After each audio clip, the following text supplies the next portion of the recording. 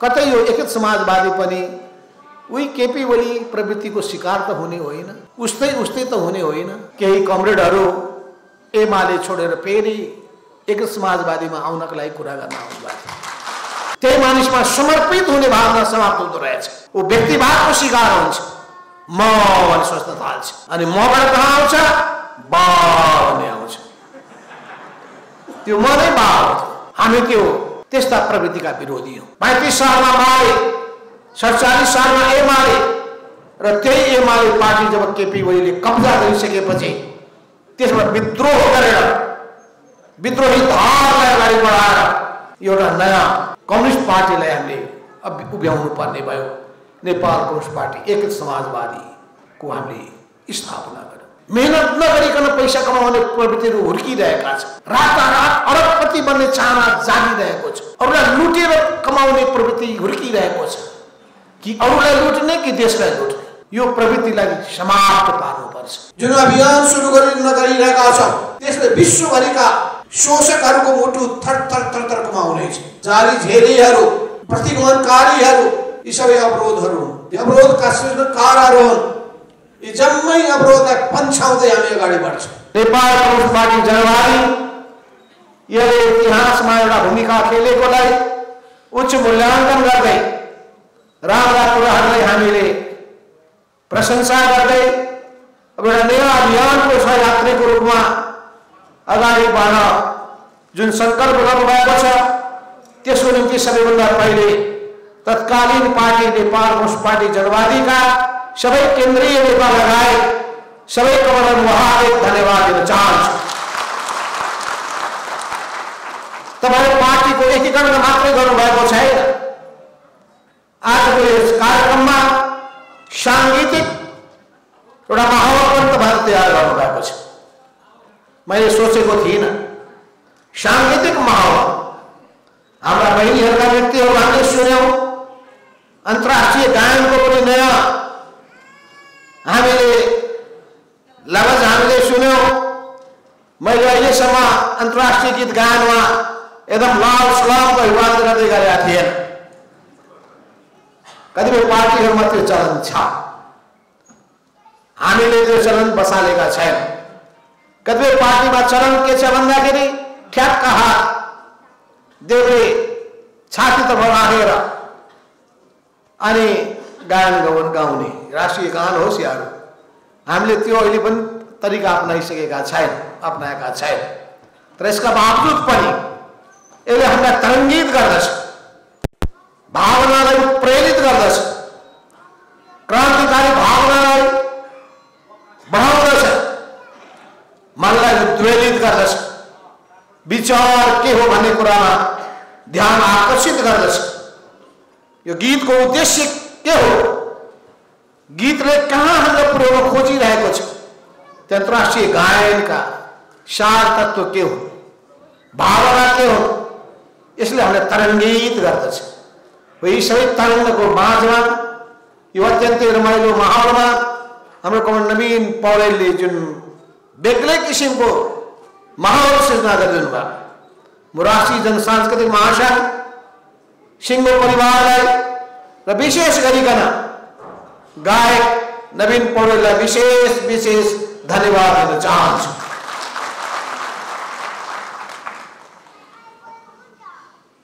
संगीतले राजनीतिको यात्रालाई पनि सहज बनाउँछ।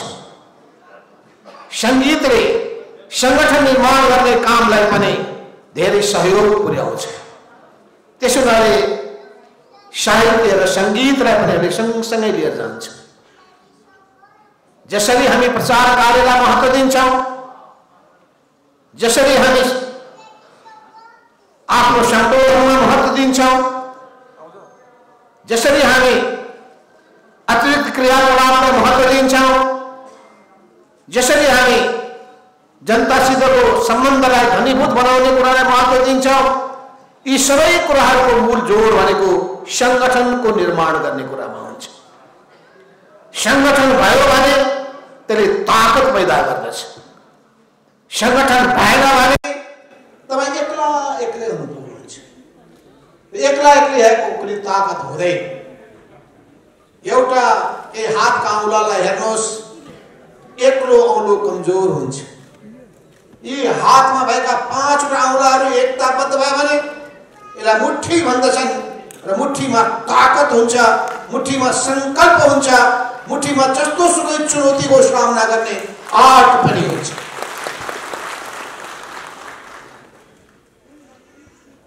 तपाईले कार्ल मार्क्सको उद्घोष सुन्नु भएको होला। उहाँले त्यही बेलामा उद्घोषित गर्नुभएको थियो 1848 मा, सर्वहारा वर्ग, विश्वभरिका सर्वहाराहरू एक हो, एकताबद्ध हो। र उहाँले भन्नुभएको थियो कि हामीले जुन क्रान्ति सुरु गर्न गइरहेका छौँ, जुन अभियान सुरु गर्न गइरहेका छौँ, त्यसले विश्वभरिका शोषकहरूको मुटु थरथर थरथर कमाउनेछ। शोषकहरू, जाली झेलीहरू, प्रतिगमनकारीहरू, यी सबै अवरोधहरू हुन्। यी अवरोधका सृजनकारहरू हुन्। यी जम्मै अवरोधलाई पन्छाउँदै हामी अगाडि बढ्छौँ। किनभने हामी समाजको परिवर्तन चाहन्छौँ। समाजमा परिवर्तन तब सम्भव छ जब मान्छेको विचारमा तपाईँ परिवर्तन ल्याउनुहुन्छ।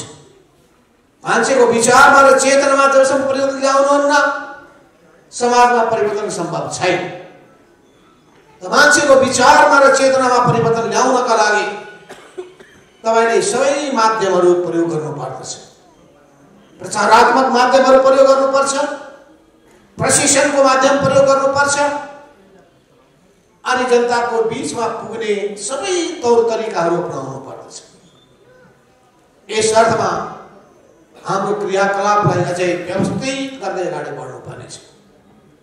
म पनि सम्झिरहेको छु 2032 साल, 32 सालभन्दा पहिले सम्झिरहेको छु 31 साल, जतिखेर हामीले विचारको एउटा आधार प्रस्तुत गरेका थियौँ, त्यसलाई हामीले देशव्यापी रूपमा पुर्याएका थियौँ। त्यसैको जगमा, त्यही विचारको जगमा 32 सालमा कोर्डिनेसन केन्द्र बनाएका थियौँ। मान्छे पाउन गाह्रो थियो, मान्छे पाउन गाह्रो थियो। जम्मा जम्मी हामीले 8 जना नेता पाएका थियौँ। ती 8 जना नेता मध्ये पनि पछि गएर 4 जना त हराए, 4 जना रहे। यी 4 जना मध्ये पनि अहिले मात्र 3 जना मात्रै छौँ हामी। म, कर्ण झलनाथ खनाल र कर्ण मुकुन्द न्यौपाने। तर पनि हामीले 8 गरे। 32 सालमा हामीले निर्माण गरेको त्यो कोके बिस्तारै बिस्तारै अन्य मार्क्सवादी समूहहरूलाई, मार्क्सवादी अध्ययन केन्द्रहरूलाई, क्रान्तिकारी संगठनहरूलाई, संगठनको वरिपरि गोलबन्द भएका मानिसहरूलाई एकताबद्ध बनाउँदै बनाउँदै बनाउँदै एउटा विशाल सागरको रूपमा अगाडि बढायो। सुरुमा कसैले पत्याएका थिए? बीपी कोइरालाले भनेका थिए एउटा क्रान्तिकारी भावना भएको एउटा पार्टी मालेको नाउँमा नेपालको राजनीतिमा देखा परेको छ। उनले पहिलोचोटि चर्चा गरेका थिए। प्राय नेपाली कम्युनिस्टहरूको अस्तित्व स्वीकार गर्दैन, त्यो तपाईँलाई थाहा छ कि छैन? सामान्यतया स्वीकारै गर्दैन। र हामीमा पनि एउटा भावना पैदा भएको थियो, स्वीकार गर्दैन भने स्वीकार गर्ने सिद्ध पुर्याएर छाड्छौँ। र त्यो भावना हामीलाई पैदा भइसकेपछि हामीले स्थिति यस्तो सृजना गरिदियौँ कि 46-47 को आन्दोलनको बेलामा नेपाली कांग्रेसले हामीसँग वार्ता गर्ने परिस्थिति भयो। यसमानजी, कृष्ण प्रसाद र गिरिजा प्रसाद कोइराला, यी तीनैले हामीसँग बेग्लै छुट्टै वार्ता गर्नु पर्यो र आन्दोलनको तरङ्ग हामीले पैदा गर्यो। 36 सालमा विद्यार्थी संगठनको माध्यमबाट हामी स्वतन्त्र ढङ्गले अगाडि बढेका थियौँ। नेपाल राष्ट्रिय शिक्षक संगठनको माध्यमबाट छुट्टै हामी अगाडि बढेका थियौँ। 46-47 मा कर्ण पुष्पलालले भन्नुभएको कुरालाई सम्झना गरेर कि नेपालमा परिवर्तन ल्याउनु छ भने परिवर्तनको निम्ति सहमत भएका शक्तिलाई एक ठाउँमा ल्याउनु पर्छ र परिवर्तनको चाहना, पञ्चायती व्यवस्था मुक्तिको चाहना कम्युनिस्टहरूको पनि छ, कांग्रेसको पनि छ। दुईटा नमिलिकन सफल हुन सकिँदैन। जस्तो सुकै चुनौतीको तपाईँ सामना गर्न सक्नुहुन्छ। त्यो चुनौतीको सामना गर्ने आँटले तपाईमा सामर्थ्य पैदा गर्छ। त्यो आँटले नै, सोचले नै शक्ति पैदा गर्छ र शक्तिले सामर्थ्य पैदा गर्छ र सामर्थ्यले गन्तव्यमा पुर्याइ छाड्दछ। त्यसो हुनाले हामी विश्व कम्युनिस्ट आन्दोलनको इतिहासलाई सशक्ति हेर्दछौँ।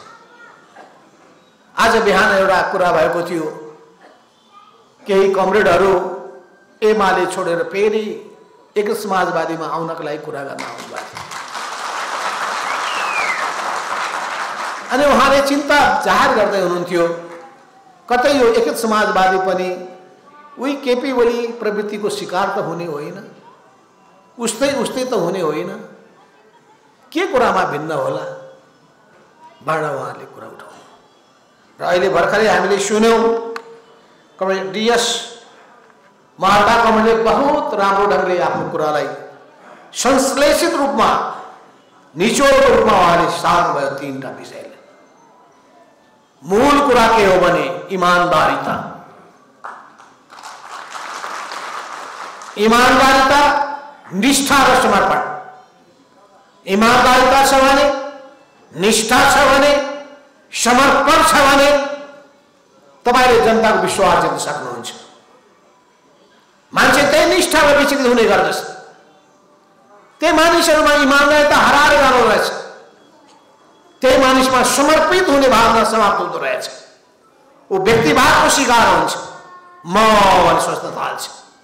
अनि मबाट कहाँ आउँछ? बा भन्ने आउँछ।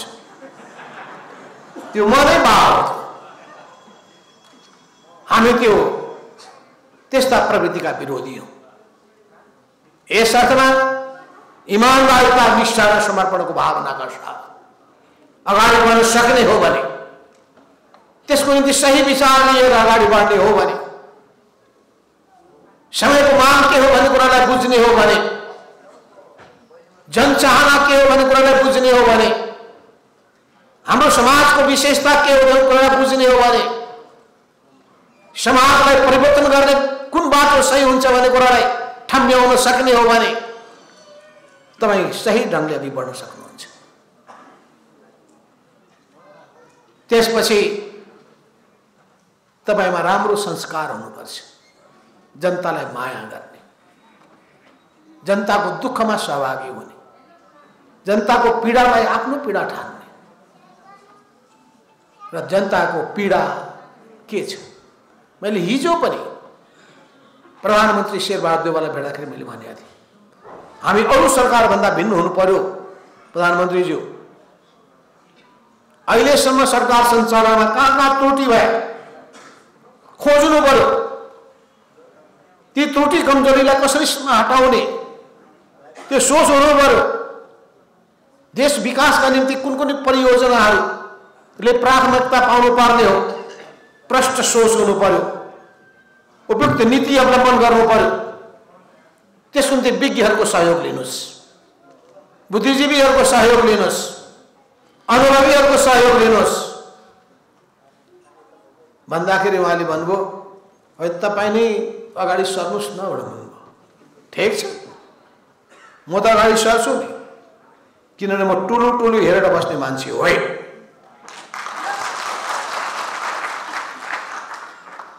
समस्या छन् भने भाग्ने पनि होइन,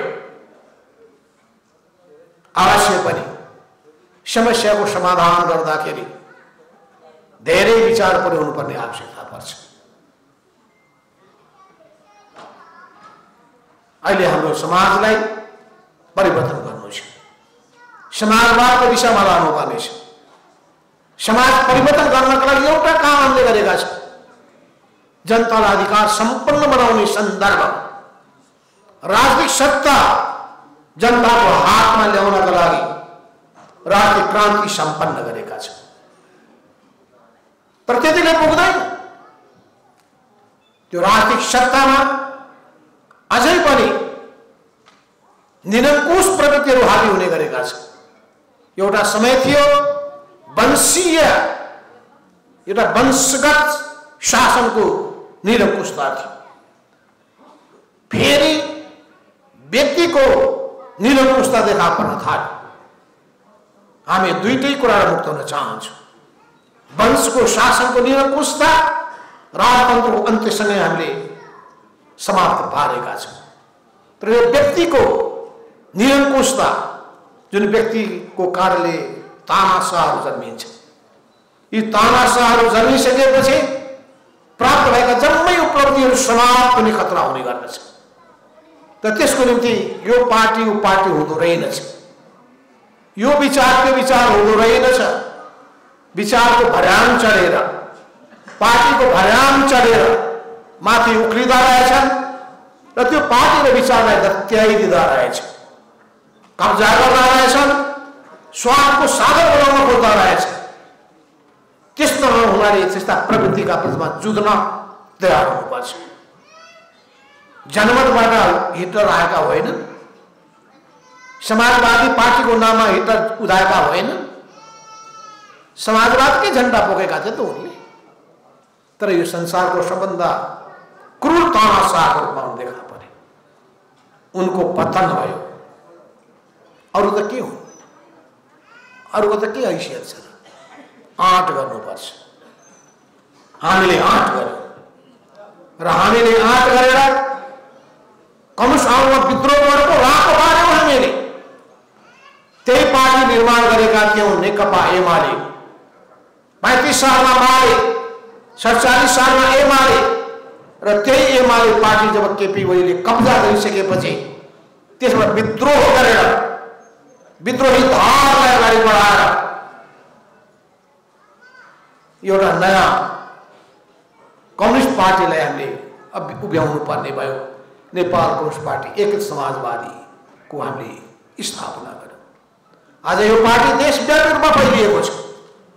सुदूर पश्चिम प्रदेशमा त्यहाँको प्रदेश सभामा 1 नम्बर पार्टीको रूपमा हाम्रो पार्टी स्थापित छ।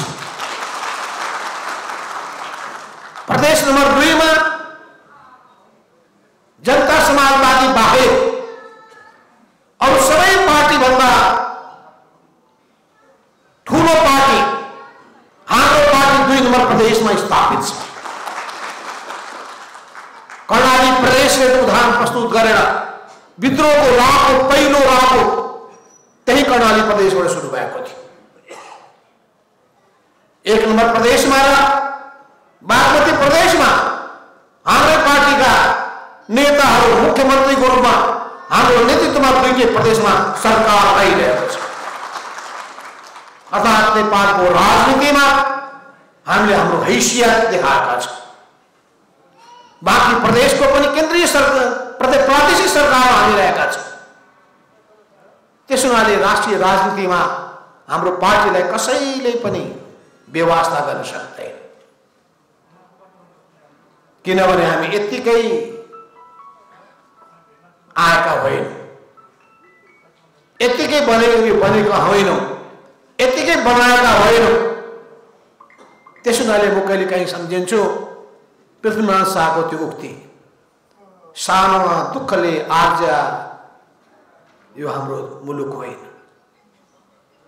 यो आन्दोलन पनि साना दुःखले आर्जा होइन। पुष्पलाल मनमोहन अधिकारी देखि लिएर भद्र भण्डारी जस्ता योद्धाहरूले यो आन्दोलनलाई बढाउनका लागि निकै ठुलो योगदान पुर्याउनु भएको छ। उहाँहरूको उत्तराधिकारीको रूपमा हामीले आफूलाई योग्य र सक्षम साबित गर्नुपर्दछ र यसको निम्ति आवाज जिम्मेवारी युवा पुस्ताले बोक्नुपर्छ, युवा समाज अगाडि बढ्नुपर्छ। युवाहरूले आफूलाई युवा भएर मात्र बोक्दैन, योग्य र सक्षम देखाउन सक्नुपर्छ, असल बानी व्यवहारले युक्त हुन सक्नुपर्छ, गुणराम्रो हुनु पर्यो, क्षमता बढाउनु पर्यो, सक्रियता बढाउनु र सबैको विश्वास जित्न सक्नु पर्यो। तपाईहरुमा सृजना सकारात्मकता हुनु पर्यो र कसरी विभिन्न क्षेत्रका जिम्मेवारीहरू कुशलताका साथ पूरा गर्न सकिन्छ त्यसको निम्ति अनुभव हासिल गर्नु पर्यो, सिक्न तयार हुनु पर्यो, अहंकारबाट मुक्त हुनु पर्यो। अहंकारबाट मुक्त हुनु भएन भने, विकृतिबाट मुक्त हुनु भएन भने, विसङ्गतिबाट मुक्त हुनु भएन भने, भ्रष्ट प्रवृत्तिबाट मुक्त हुनु भएन भने अगाडि बढ्न सक्नुहुन्न। त्यसमाले केही निश्चित गुणहरू हुन्छ, ती गुणहरूलाई ग्रहण गर्न सक्नुपर्छ, संकल्प गर्नुपर्छ। म फोहोरको खाडलमा जाकिन्न, म नराम्रो सङ्गतमा पर्दैन, संकल्प आफूले गर्नु पर्यो। त्यो तपाईँले संकल्प गर्नुभयो भने, शपथ लिनुभयो भने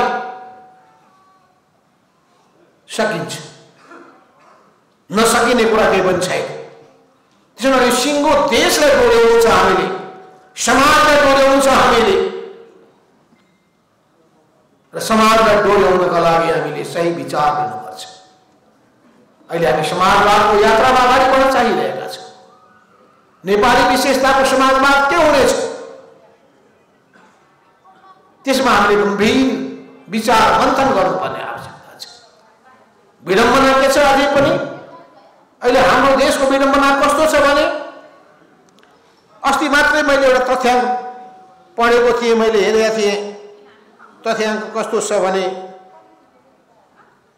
नेपालमा तरकारीको बारेमा मैले पढेँ, हेर्नुहोस्, दैनिक 6 करोड रुपियाँको तरकारी नेपालमा आयात हुँदो रहेछ। दैनिक 6 करोड रुपियाँको तरकारी नेपालमा आयात हुँदो रहेछ र साउनदेखि मङ्सिरसम्ममा 8 अरब 59 करोड रुपियाँको तरकारी आयात भएको छ। भन्नुहोस् त, यत्रो ठुलो आमदानी नेपाली किसानले प्राप्त गर्न सक्दैन थिए? त्यो पैसा नेपालमा हुने थिएन?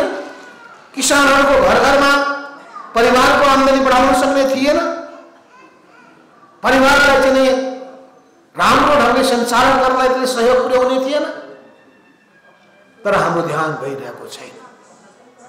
यो त एउटा कुरा मात्रै भने, तरकारी फलफुलदेखि लिएर अनेक चिजहरू छन् अहिले पनि हामी जुन हाम्रै देशमा उत्पादन गर्न सक्छौँ। भनेपछि कहाँ हामी चुकिरहेका छौँ? के चिजमा हामी चुकिरहेका छौँ? यी सबै कुराको बारेमा गम्भीर रूपमा हामीले चिन्तन गर्नुपर्ने आवश्यकता छ। अस्ति हाम्रो अखिल नेपाल किसान महासङ्घले युवा किसान उद्यमीहरूलाई सम्मान गर्ने काम गर्यो। बहुत राम्रो, त्यस्ता युवाहरू देखा पर्न थालेका छन्। उद्यमी युवाहरू, चाहे महको पालन गरेर होस्, चाहे माछा पालन गरेर होस्, तरकारी खेती गरेर होस्, या फलफुल खेती गरेर होस्, या अनेक उत्पादनको कामहरूमा, मासुको उत्पादनमा होस्, युवाहरू उद्यमीहरू देखा पर्न थालेका छन्। यसलाई राज्यले प्रोत्साहन दिनुपर्दछ, राज्यको नीतिमा सुधार गर्नुपर्ने आवश्यकता छ, उद्यमशीलताको विकास गर्नुपर्ने छ। यो उद्यमशीलताको विकास नगरेको हुनाले अनि उत्पादन क्षमता नबढाएको हुनाले मानिसहरूमा आत्मविश्वास बढ्न सकेको छैन। दलाल पुँजीको दबदबा बढिरहेको छ, मेहनत नगरिकन पैसा कमाउने प्रवृत्तिहरू हुर्किरहेका छन्, रातारात अरबपति बन्ने चाहना जागिरहेको छ, अरूलाई लुटेर कमाउने प्रवृत्ति हुर्किरहेको छ। कि अरूलाई लुट्ने कि देशलाई लुट्ने? देशलाई लुट्ने, जनतालाई लुट्ने, दुईटैलाई लुट्ने, जहाँ सकिन्छ त्यही लुट्ने। यो प्रवृत्तिलाई समाप्त पार्नुपर्छ। त्यसका निम्ति हाम्रो शासन सञ्चालनका तरिकामा सुधार गर्नुपर्ने, सुशासनको प्रत्याभूति दिनुपर्ने र कसरी तिनीहरूमा नियन्त्रण गर्न सकिन्छ तदनुरूपको संरचनाहरू तयार गर्नुपर्ने। हामीले सङ्घीयता त भन, अझ विकेन्द्रीकरणबाट अगाडि बढेर हामीले अधिकारको प्रत्यायोजन गरेर अधिकार तलबिएका छौँ। पालिकामा अर्बौं रकम, अर्बौं रुपियाँको, करोड रुपियाँको बजेट गएको छ। त्यसको सदुपयोग भएको छ कि छैन? त्यसको कुनै अनुगमन गर्ने काम हामीले गर्न सकिरहेका छौँ? पार्टीले पनि गरेको छैन, सरकारले पनि गरिरहेको छैन। पार्टीमा पनि अब हामीले आफ्नो कार्यकर्ताले कस्तो काम गरिरहेका छन् त्यसको अनुगमन गर्नुपर्छ। सरकारले पनि, केन्द्रीय सरकारले, प्रादेशिक सरकारले स्थानीय सरकारको कामको अनुगमन गर्नुपर्छ। पालिकामा रहेका प्रमुखहरूले कसरी काम गरिरहेका छन्, वडाध्यक्ष र वार्ड सदस्यले कसरी काम गरिरहेका छन्, बजेटको सदुपयोग दुरुपयोग के गरिरहेका छन्, उनीहरूको योजनामा कहीँ त्रुटि छ कि सामग्रिक योजना बनाउन सकेका छन् कि छैन, यो जम्मै कुरामा ध्यान पुर्याउनु पर्ने आवश्यकता पर्छ। हिजो मैले एकजना व्यक्तिलाई बोलाएको थिएँ, उहाँले बडो राम्रो कुरा गर्नुभयो। कुन ठाउँमा हवाई मैदान खडा गर्ने, एयरपोर्ट कहाँ कहाँ बनाउने, यसको कुनै सोच छ कि छैन? हामीको कुनै सोच छैन। मलाई लाग्यो एयरपोर्ट बनाइदिएको छ, चलोस् न चलोस्, 2 घण्टाको पनि दूरीमा छैन, एयरपोर्ट चाहिए। कहाँ एयरपोर्ट हामी चलाउनु पर्छ? कुन ठाउँमा एयरपोर्ट नबनाएर काम चल्छ? यसको निम्ति खोइ विचार मन्थन। बाटो बनाउँदाखेरि पनि विचार पुर्याइँदैन। कुन बाटो बनाउनु पर्ने आवश्यकता छ, कुन बाटो बनाउनु पर्ने आवश्यकता छैन, उत्पादनलाई बजारसँग जोड्ने कसरी, मान्छेको आवागमनलाई सहज बनाउने कसरी, सुरक्षित आवागमनलाई सुनिश्चित गर्ने कसरी, सडक कति फराकिलो पार्ने हो, यो सबै कुराको बारेमा हाम्रो विचार पुग्न सकेको छैन। अर्थात् सिङ्गो देशको निर्माणको हामीसँग हुनुपर्ने जुन सपना, त्यो सपनालाई व्यवहारमा परिणत गर्नका चाहिन्छ योजना, त्यो योजना हामीले बनाउन सकेका छैन।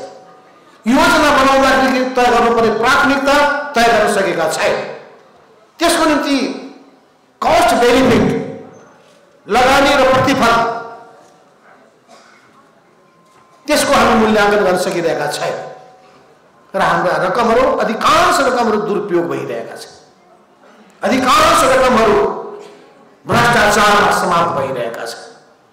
त्यसो गरी जम्मै कुरामा हामीले नयाँ चिन्तनका साथ अगाडि बढ्नुपर्छ। यसमा हामीले जोड दिइरहेको यी कुराको विकासको अलावा ती विपन्न जनताहरू, गरिबी, अभाव र बेरोजगारीमा पिल्सिएका जनताहरू, अन्य अत्याचार र विभेदको शिकार भएका जनताहरू, सधैँभरि पीडा र व्यथामा पिल्सिएका जनताहरू, तिनीहरूको माझमा हामीले पुग्न सक्नुपर्छ।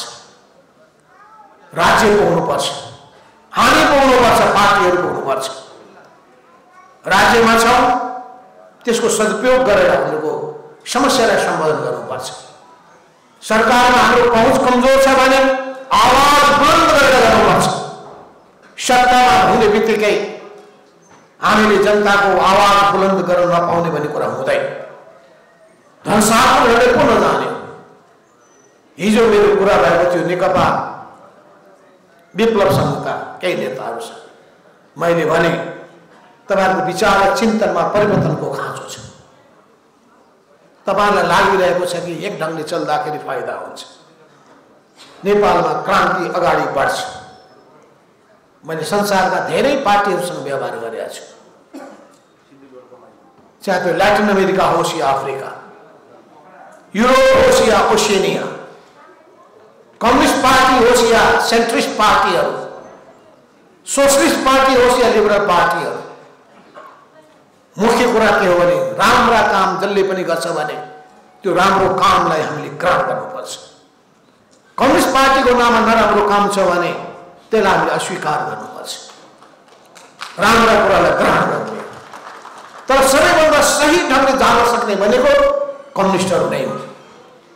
कम्युनिस्टहरूमा, समाजवादीहरूमा र पुँजीवादीमा रहेको मूल भिन्नता के हो भने समाजवादीहरूको निम्ति जनता केन्द्रबिन्दुमा हुन्छ, पुँजीवादीहरूको निम्ति मुनाफा केन्द्रबिन्दुमा हुन्छ। यो मूल अन्तर छ दुईटा। हामी जनता र जनतालाई मात्रै केन्द्रबिन्दुमा राख्छौँ।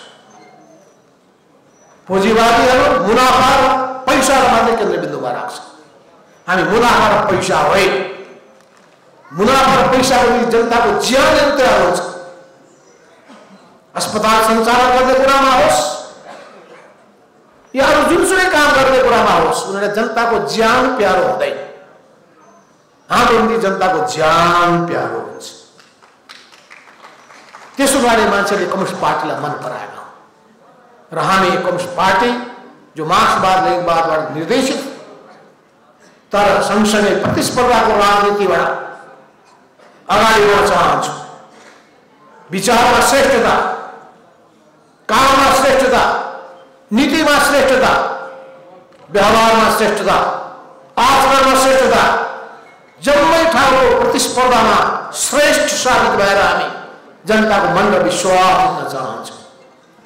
त्यसो हुनाले आजको यो दिनमा म भन्न चाहन्छु, कसरी देशको निर्माण रूपान्तरण गर्ने हो, निर्माण गर्ने हो, यसको निम्ति हामीले सामाजिक क्षेत्रमा, आर्थिक क्षेत्रमा तर सांस्कृतिक क्षेत्रमा रूपान्तरण गर्नुपर्ने आवश्यकता छ।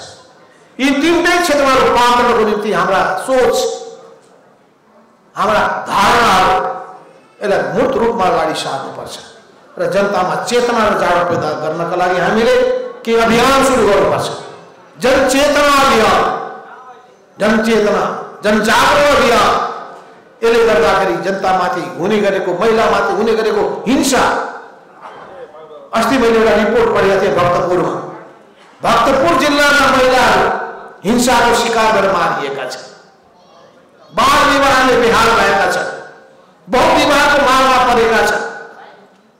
लोग्नेको यातनामा, परिवारको यातनामा उनीहरू बौलाएका छन्, मानसिक रूपमा, शारीरिक रूपमा। यो भइरहेको छ र हामी वास्ता गरिरहेका छौँ। त्यसो हाम्रो पार्टी जनताको बीचमा पुग्नेछ, जनताको पीर मार्गलाई सम्बोधन गर्नेछ, अत्याचारीका रूपमा आवाज बुलन्द गर्नेछ, त्यसलाई दण्डित गर्नका अगाडि बढ्नेछ।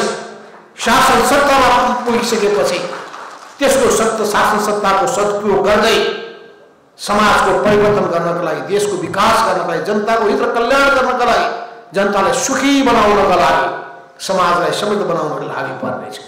हो यही उद्देश्यका साथ हामीले यो अभियान सुरु गरेका छौँ। यो अभियानले नयाँ पन दिनुपर्दछ, यो आकर्षणको केन्द्र गर्नुपर्दछ। नयाँ नयाँ विचार, धारणा, सोच राखेर हामीले जनताको विश्वास जित्न सक्नुपर्दछ। यस अभियानमा हाम्रा कमरेडहरू, नेपाल कम्युनिस्ट पार्टी जनवादीका कमरेड जसरी बरु सबै कुरालाई विचार र विश्लेषण गरेर यो पुरै अभियानलाई एकताबद्ध बनाउनलाई आउनुभएको छ। उहाँलाई म फेरि पनि हार्दिक स्वागत गर्न चाहन्छु। तर सबै साथीहरू, जति पनि तत्कालीन केन्द्रीय कमिटीमा बसेकाहरू, प्रदेश कमिटीमा बसेकाहरू, जिल्ला कमिटीमा बसेकाहरू, जनवर्गीय संगठनमा रहेकाहरू, जति संगठित छन् ती हजारौंको संख्यामा संगठित रहेको यहाँ नाम लिस्ट आएको छ। यहाँ मसँगको कागजमा त्यो सबै लिस्ट आएको छ। प्रत्येक जिल्लामा कति संगठित छन्, प्रत्येक प्रदेशमा कति संगठित छन्, प्रत्येक जनवर्गीय संगठनमा कति संगठित छन्।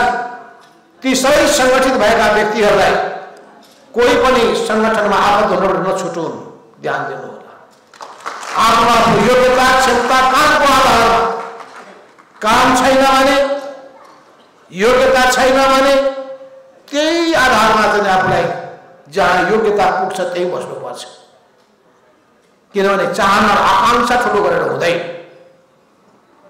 दायित्व पुरा गर्न सक्नुपर्छ, खुबी र क्षमता हासिल गर्नुपर्छ, अनुभव पनि बटुल्नुपर्छ। यी तीनटै कुरा चाहिन्छ। अनुभव भएन, एकैचोटि म गर्न सक्छु भने ठानेर पत्य हुँदैन। काम गर्नुभयो भने काम र व्यवहारको आधारमा नपत्याएर उपाय पनि छ। त्यसो हुनाले आफ्नो खुबी र क्षमता प्रदर्शन गर्नुहोस्, अगाडि बढ्नुहोस्, संगठनलाई क्रियाशील बनाउने काममा। अरू छैनन् भने, जो छैनन् पन्छिन्छन्, जो अगाडि अगाडि बढ्छ, कसैलाई पर्खेर बस्नेवाला छैन। त्यसो हामी कसैलाई पर्खेर बस्ने पनि होइन। तपाईहरु पनि कसैलाई पर्खेर नबस्नुहोस्, कि अगाडि बढ्नुहोस्, बाटोमा अगाडि बढ्नुहोस् र कसैले बाटो छोड्दैन भने उसलाई पन्छाउँदै अगाडि बढ्नुहोस्। सर मैले भनेको छु कि अगाडि बढ्नुहोस् कि बाटो छोड्नुहोस्। मैले भने मोना नगर्नुहोस्, काम गर्नुहोस्। यो भोलि भोलि भोलि भनेको सुन्नै चाह, आज आज आज अहिले अहिले अहिले यो भोलि भोलि भन्दा देश बिग्रिसकेको छ। अब देशलाई आज चाहिएको छ। देशलाई हामीलाई परिवर्तन छिटो भन्दा छिटो परिवर्तनलाई साकार पार्नु पर्दैछ। त्यसो हुनाले अरूलाई पनि गोलबन्द गरौँ, अरू पार्टीलाई पनि आबद्ध गरौँ, अरू व्यक्तिहरूलाई पनि भ्रमण मुक्त गरौँ, अरूलाई पनि हामी सही कुरा बताएर एकताबद्ध बनाएर सिङ्गो कम्युनिस्ट आन्दोलनको एउटा मूल शक्तिको रूपमा आफूलाई उभ्याउँ। अरू कम्युनिस्ट पार्टीलाई र वामपन्थी शक्तिलाई पनि एकताबद्ध बनाउँदै हामी अगाडि बढौँ। हामी गर्न सक्छौँ किनभने हामीले गर्दै आएका छौँ, सफल हुँदै आएका छौँ, फेरि पनि गर्नेछौँ किनभने हामीमा आँट छ, सङ्कल्प छ, भावना छ, चाहना छ र त्यो शक्ति सामर्थ्य पनि छ, त्यो हैसियत पनि छ, त्यो विश्वास आर्जन गरेको अवस्था पनि विद्यमान छ। त्यसो हुनाले हामी सक्छौँ, हामी जित्छौँ, हामी जित्छौँ एक दिन भन्ने जुन गीत छ अन्तर्राष्ट्रिय गीत, त्यसले बताएको छ कि हामी जित्छौँ एक दिन, हामी जिती छाड्नेछौँ। त्यसो हुनाले यो अभियानलाई निरन्तर रूपमा अघि बढाएर लानका लागि म सबैकोलाई हातेमालो गर्दै एकताबद्ध गर्दै अघि बढ्नका लागि आह्वान गर्दै यो एकता प्रक्रियामा जो कमलले भूमिका खेल्नु भएको छ, हाम्रो कार्यदल, उताको कार्यदल सबैलाई विशेष धन्यवाद दिँदै म आफ्नो मन्तव्य यही टुङ्ग्याउँछु। हस्त धन्यवाद।